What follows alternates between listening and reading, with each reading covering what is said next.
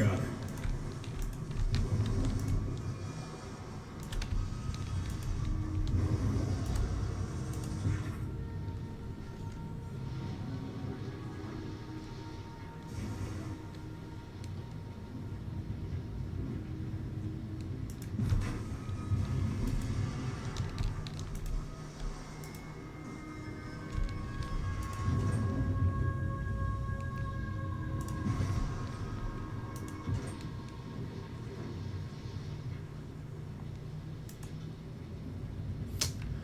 Oh.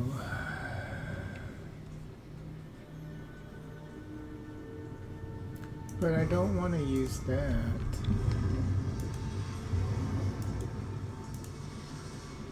Can we just grab it and then don't care about... We can try, I guess.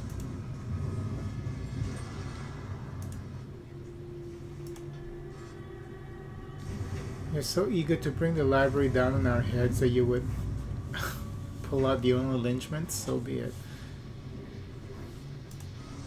Let's try it. We're probably gonna die.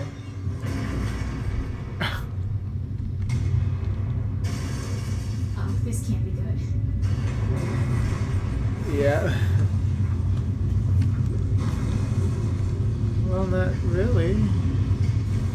I mean, why are we keeping the library though? That's the thing. I mean, is there a reason for us to want to keep the library? Like,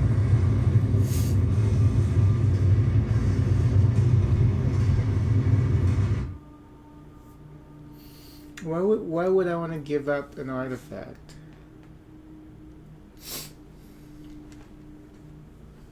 You know, because that's...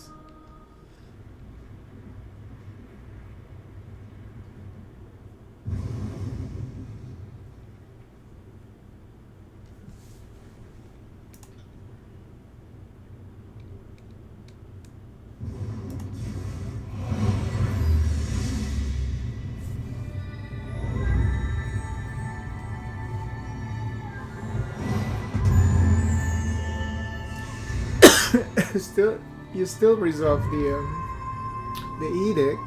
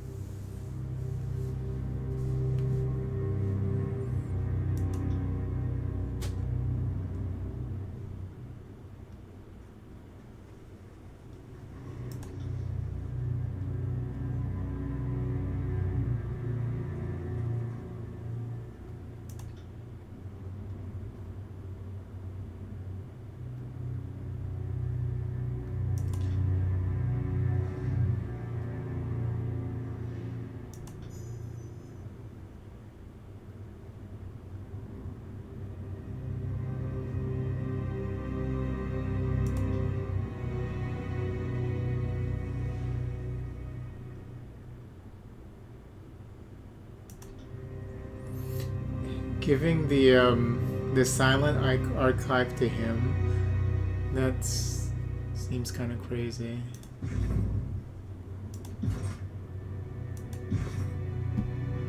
But yeah, I was just checking to see what happens. I don't like this though. I don't like...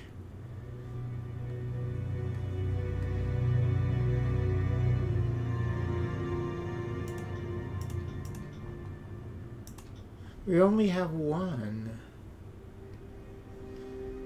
We have to find another one? I mean, can we even proceed without... Can we even proceed without sacrificing that artifact? Because we have to find another one.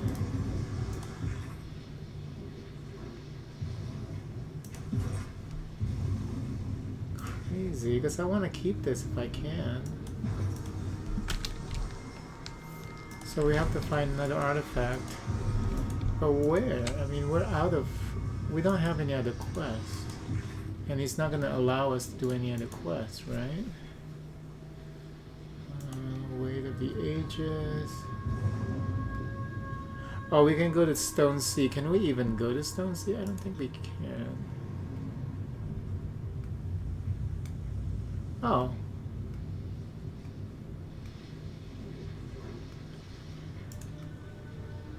Maybe we can check this out.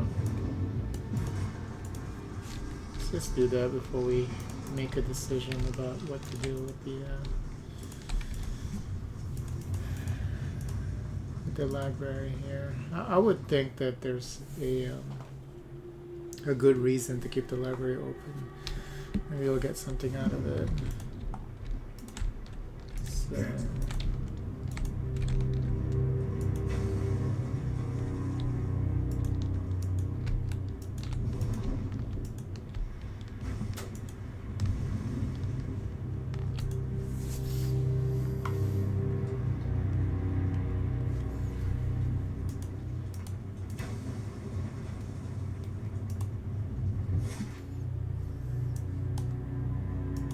We can't go there yet.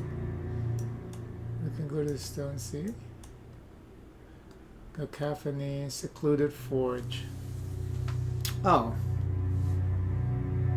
A small smithy rests on the outskirts of the city, overlooking a deep gorge. A plume of smoke rises from its chimney, marking its presence well.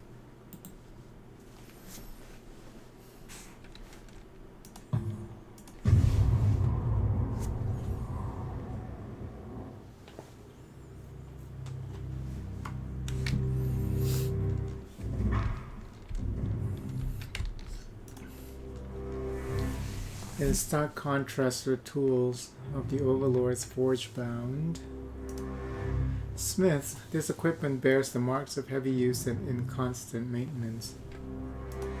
The mixed flavors of oil and sulfur cling to the back of your mouth. A much abused earthenware jug dominates the small table, the only flat surface in this room, not apparently dedicated to the smith's craft. And a acerbic odor of strong stale wine lurks in the air around it. Oh, nice. Minus recovery, but that's okay. Sorry, can't.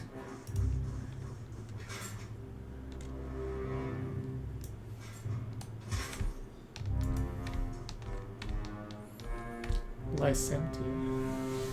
Cool air stirs your clothes as you step into the small workshop. Despite the lit forge you see against the back wall, a dark-robed woman stalks the center of the space. Fingers dancing against her chin, eyebrows furrowed in thought. Sooty smears on her skin suggest she touches her face often. She spares you an initially dismissive glance, but follows it with a surprised double take. Oh, fuck me. The Fate Binder. I mean, what brings you to my humble atelier? I take it you know me? Does anyone not? Spires don't exactly light up like the sun every day. Who are you? You sought me out. I assume you knew already. Or do you make a habit of walking into strangers' houses? I'm called Lycentia. I know my sigils, but mostly I'm a crafter. They keep me around for odd jobs, fixing tools, repairing armor, and generally trying to keep Halfgate from falling into the Stone Sea. Nice forge. Thanks, I made it myself, she chuckles. I'm particularly fond of the heat wards, not just on account of the comfort. Keeps the place from going up in flames, bearing anything unusual. Had the thought after, she frowns and drops into silence. After the Vellum Citadel?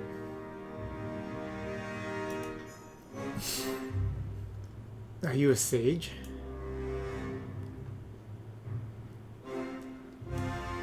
Is anyone anymore?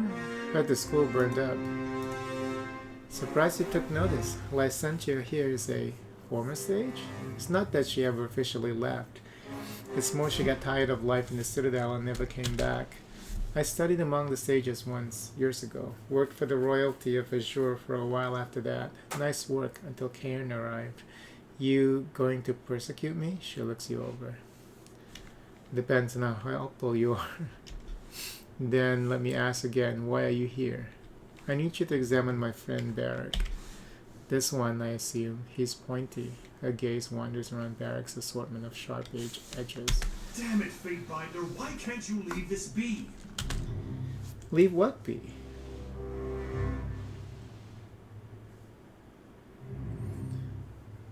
I hoped you might free Barrack of his bronze and iron prison. Fatebinder, you know as well as I that Tunon forbade this. I cannot be complicit.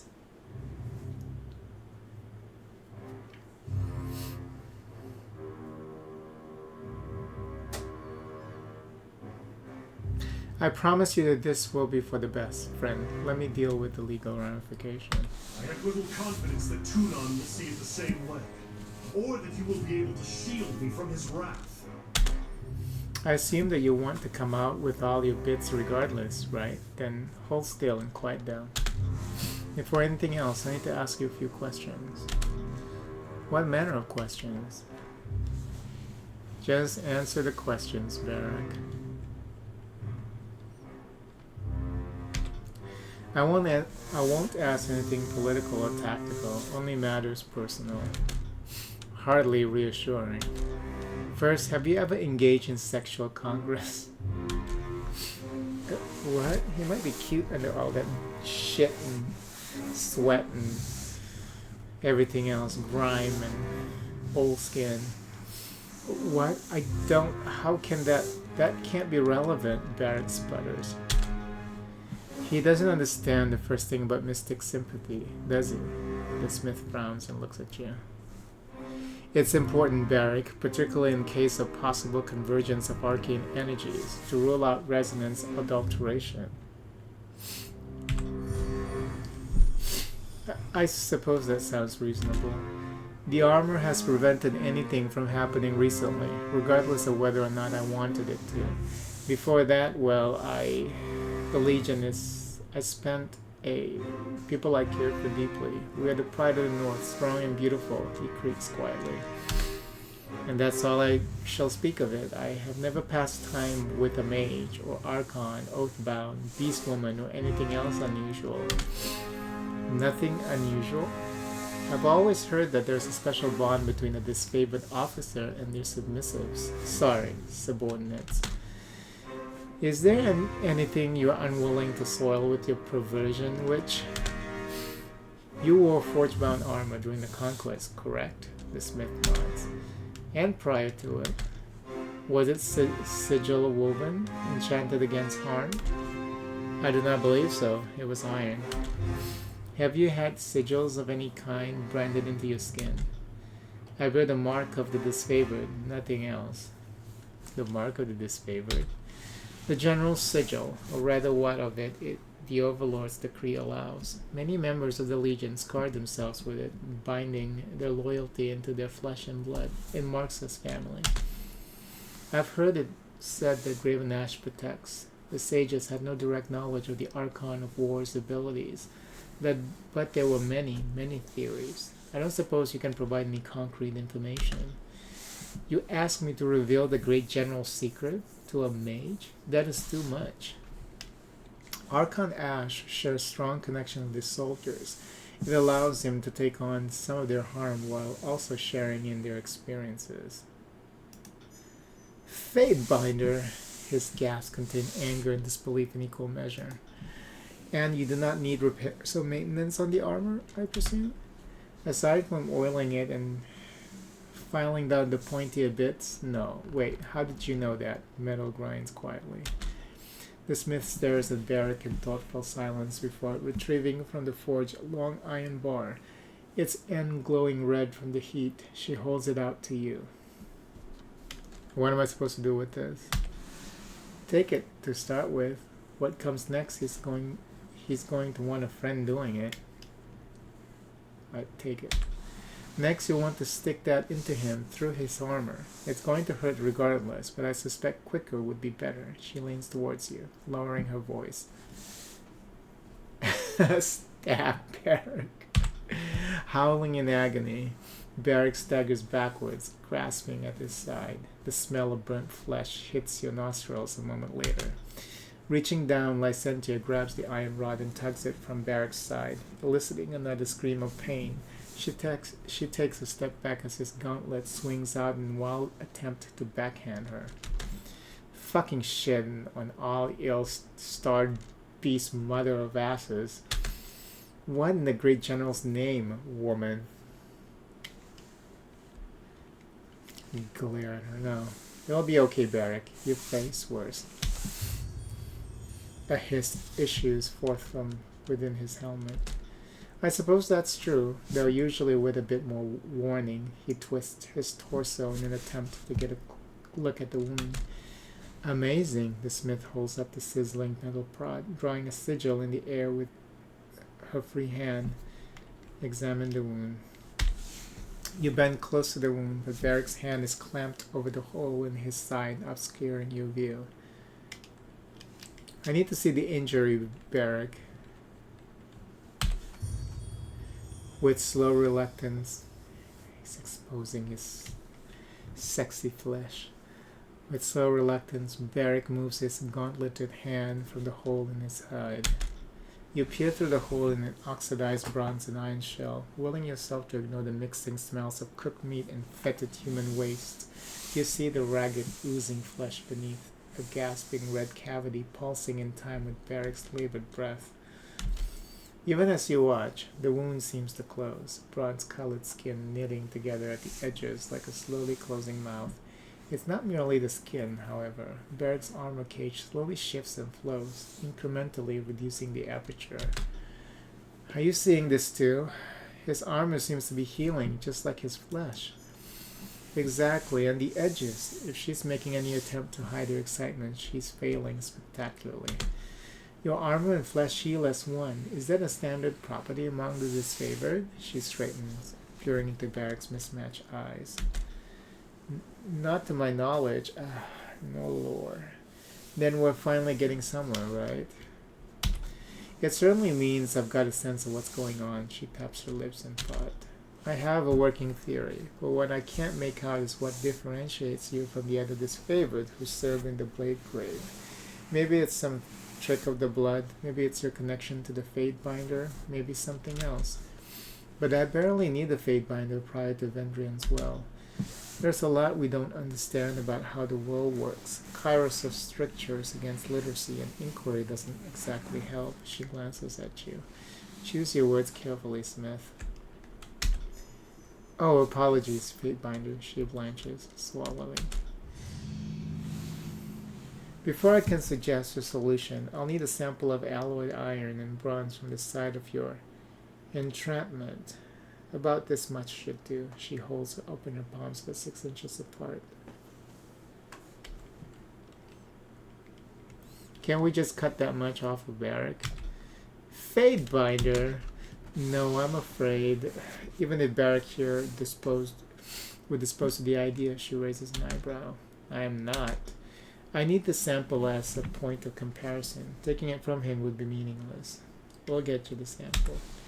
Then I await your return. She turns to you, peering thoughtfully into her slack tub and the iron rod within.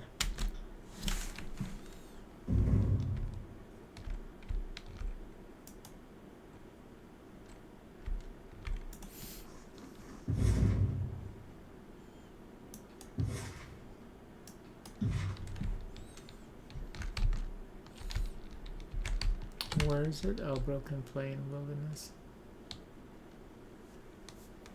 No, that's something else. Iron Hall Trade.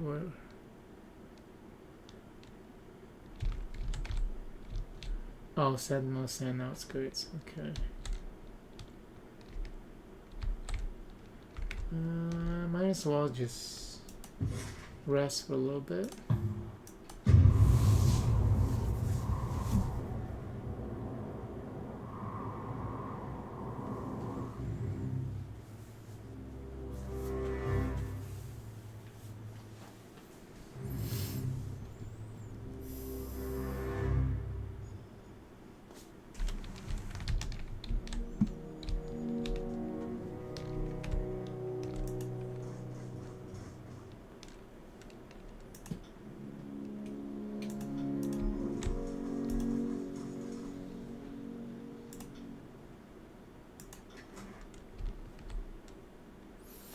Ooh.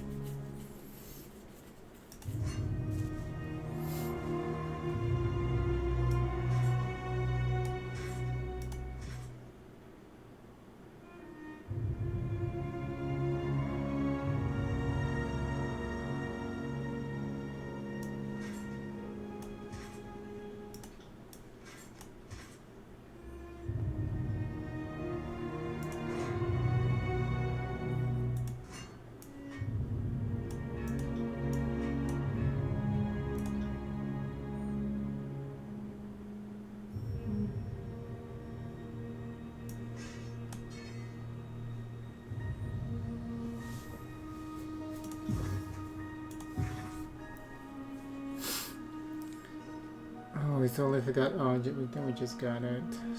Salutations, Jadius Maximus. It is difficult to separate fact from superstition when it comes to edicts, and it seems only Kairos knows how it all works. The rest of us are left to live in fear and ponder it all.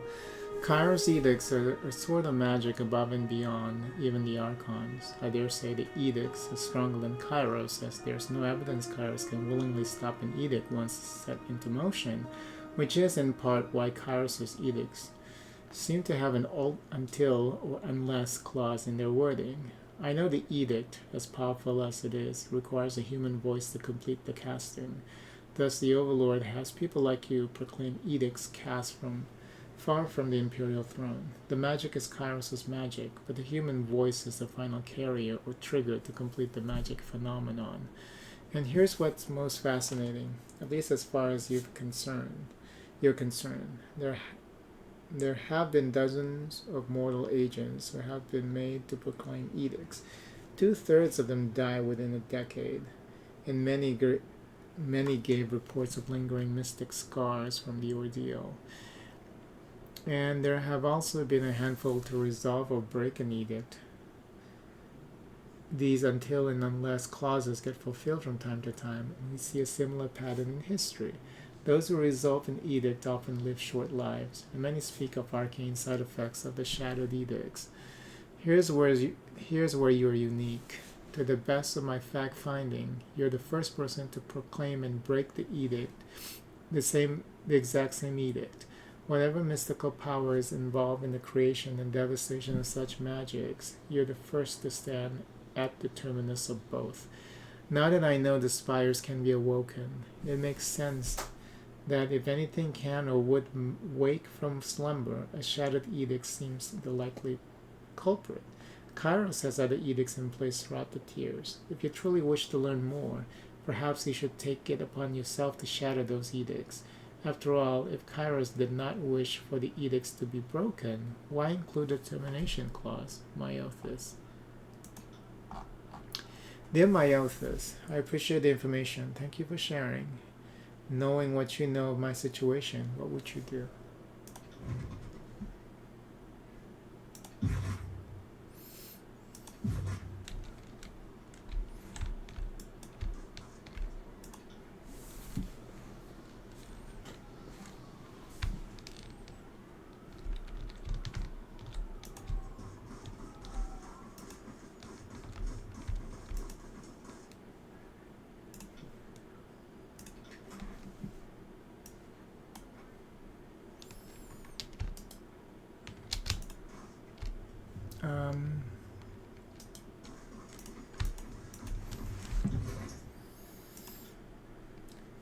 Where's the camping stash?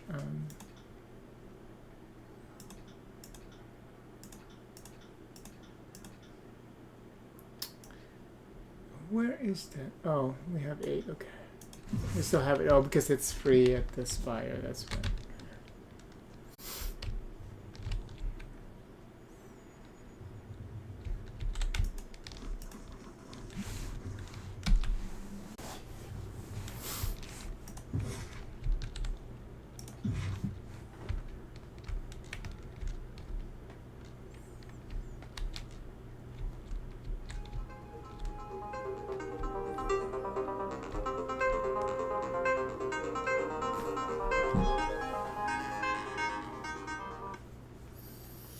Hello?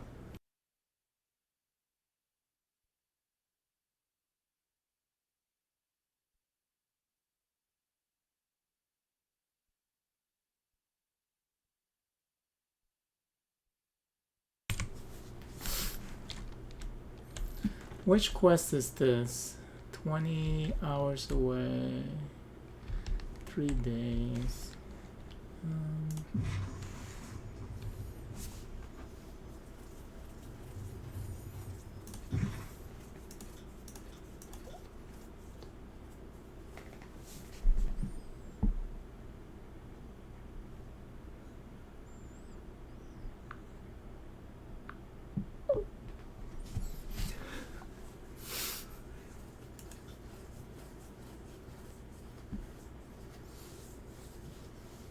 Yeah, I think this is it.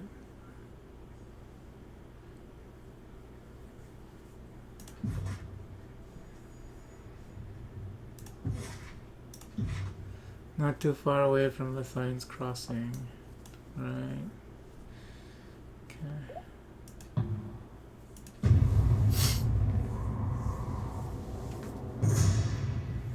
While making your way through the wilderness, you come upon several dense shrubs, literally dotted with crimson berries. The fruits are plump and ripe, with thin skin that gives slightly under the pressure of your touch, hinting at the juice within.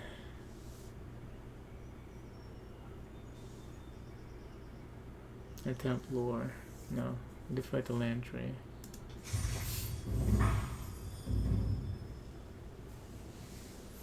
This is budding rose. He grasps a handful of berries from the bush and stuffs them into his bag. Consumed even in small quantities, these berries stoke the libidinous humors. Sadly, the berries almost always create dyspeptic calamities in the magically inclined. He glances down at the pouch he just stuffed with berries.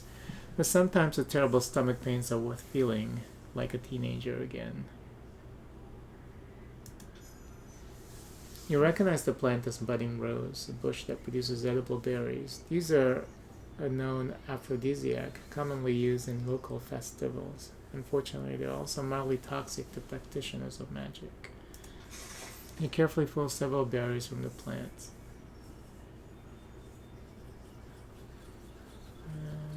Eat a berry. A warm, tingling sensation spreads from your guts. Your hair stands on end and your skin feels almost electric to the touch. Chills creep from your spine, running along your limbs to the tips of your extremities. The edges of your vision blurs and your bowels churn. Be sick. Ah, being reduced on the 70. What? A long intro. Whoa, dysentery? That's crazy. You spend the next several hours alone, muscles contracting in irregular spasms as your body does everything in its power to purge the berries from your innards. You see the sigils of the archons, even ones you've never heard of before, in your mind's eye, but they shift and twist as indistinct as a mirage. Finally, the sickness passes and you make your way back to the road to resume your journey, eager to put this episode behind you. That's nasty.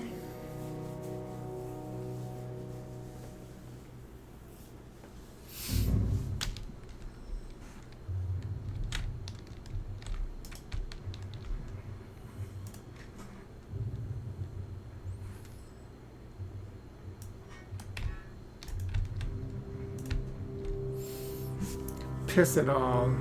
I'm swiving them for.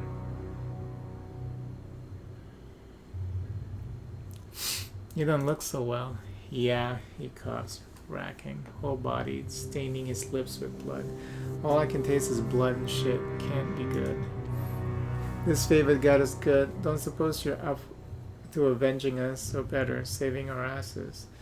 I'll help you, but then you're to join the Scarlet Chorus in payment. Only difference between the Brotherhood and the Chorus is the Chorus doesn't pay. I like to get paid. You can plunder as much as you want as you conquer the tiers. That should more than make up for your lack of a paying contract.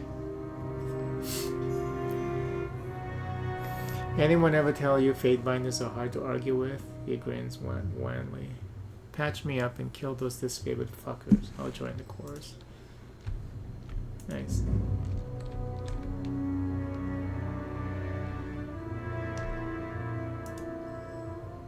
How do you do it? You have to use it.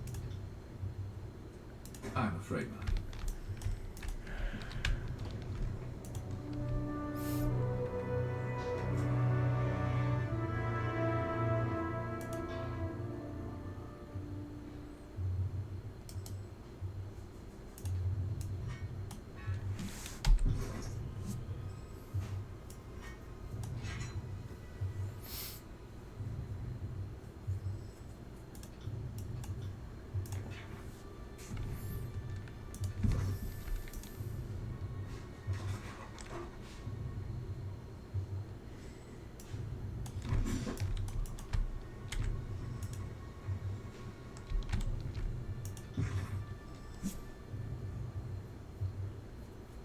Oh, we gotta recruit for you. Will do. Oops. More talent to the body count.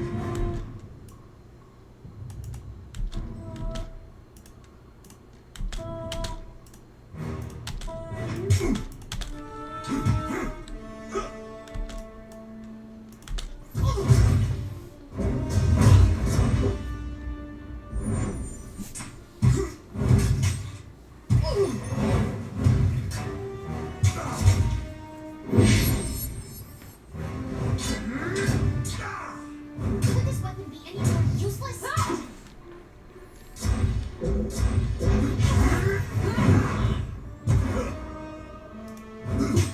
Consider it done.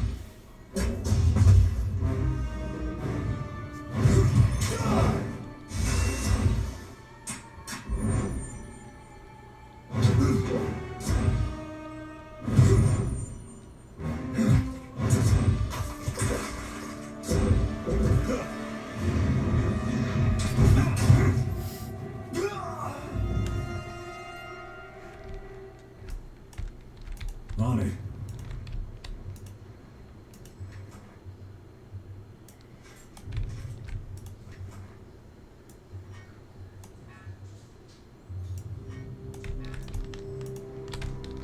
I am a shield wall to myself.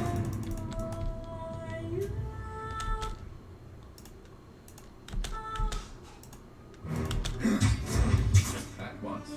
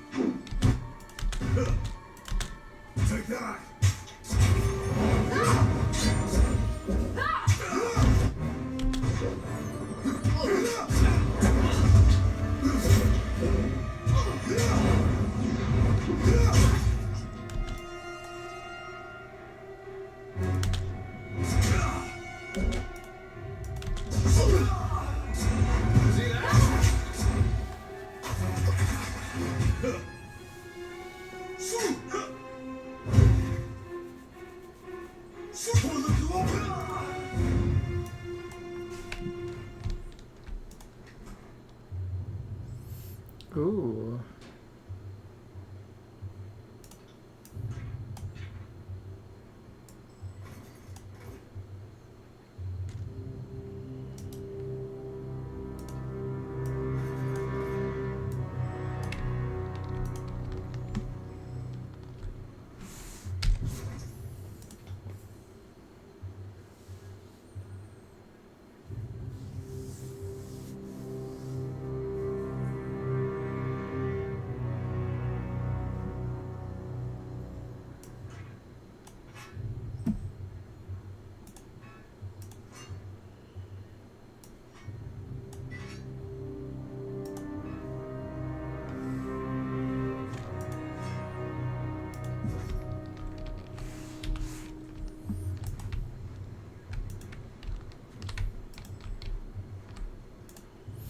Few forces can dispatch the Bronze Brotherhood with such ease. These corpses look like they haven't been dead for very long.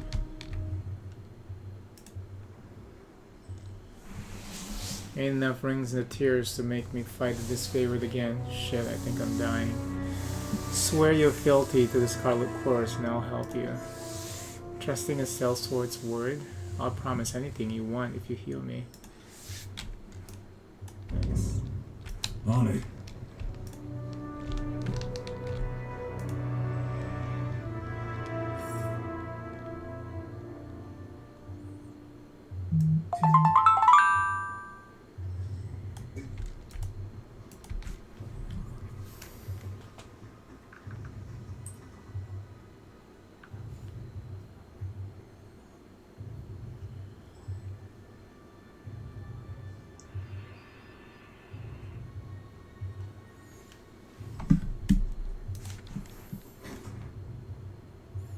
Wow, another one? Ooh.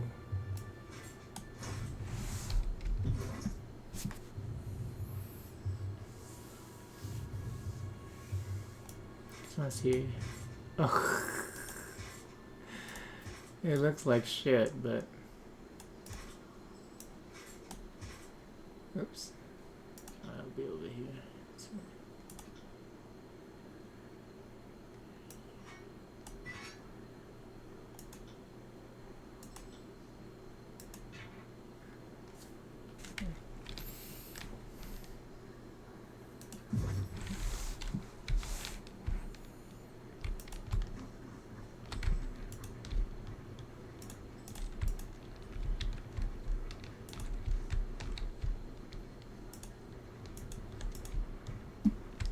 Do you have eyes on this?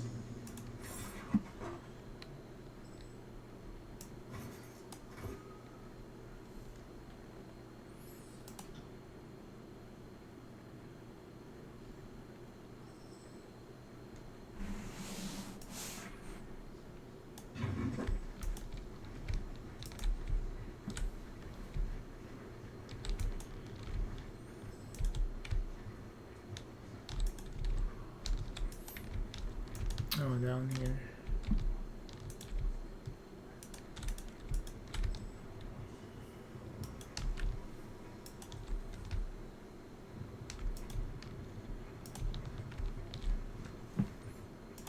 Yes. Heads up. We have company.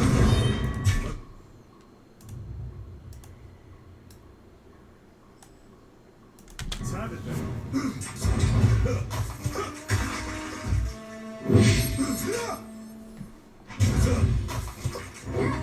Nobody hurt you, right?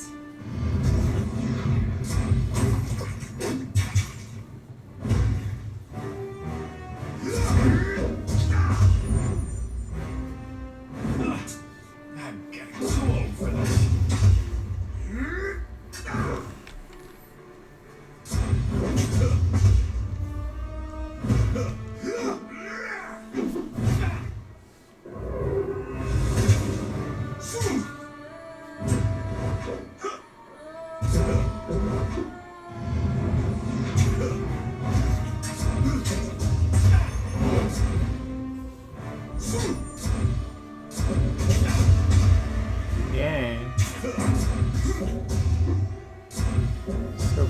Thank you. See that? That's entirely useless.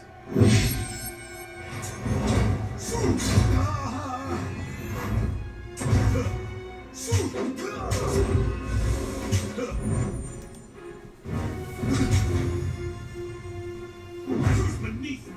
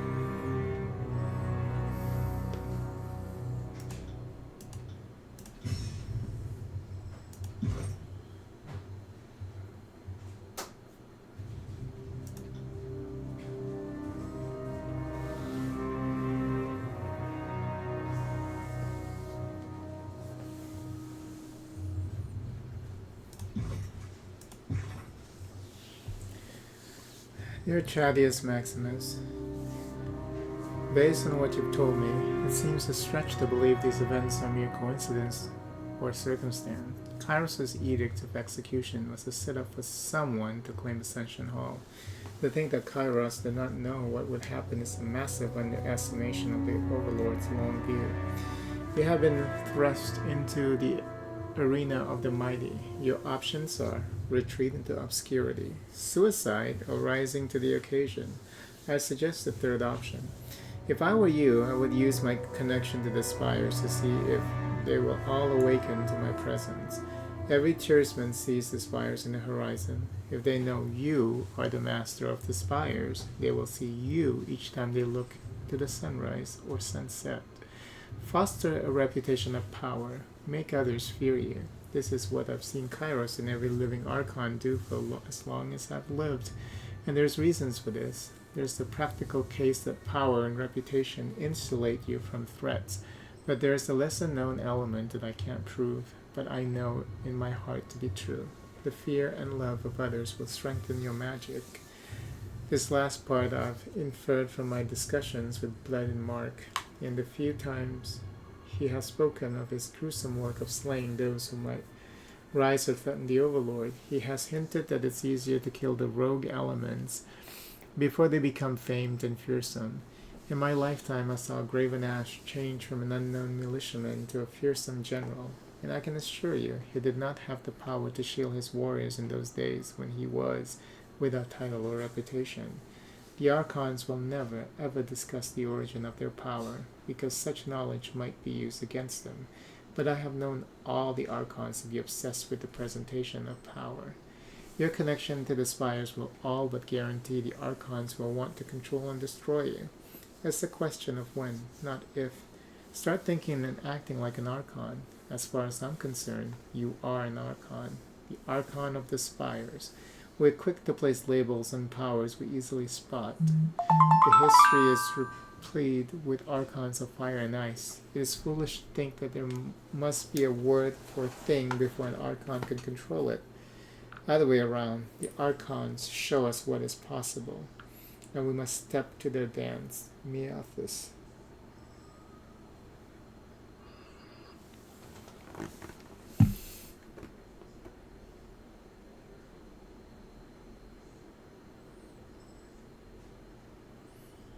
Inquire about Blood and Mark's kill. I'll ask about the Archons, how they've risen to power. Dear Myothis, I appreciate the insight and I'm honored to be your vote of confidence. Your missive made mention of Graven Ash and how you've known him since before he wore the title Archon of War. Can you tell me more of what you observed of his rise to power? If I am indeed an Archon, it's safe to say I wasn't born knowing what I can or can't do. And it stands to reason I might learn something from the stories of the other Archons. Chadius Maximus. Okay, I think I'm gonna stop here because it's almost time for me to eat.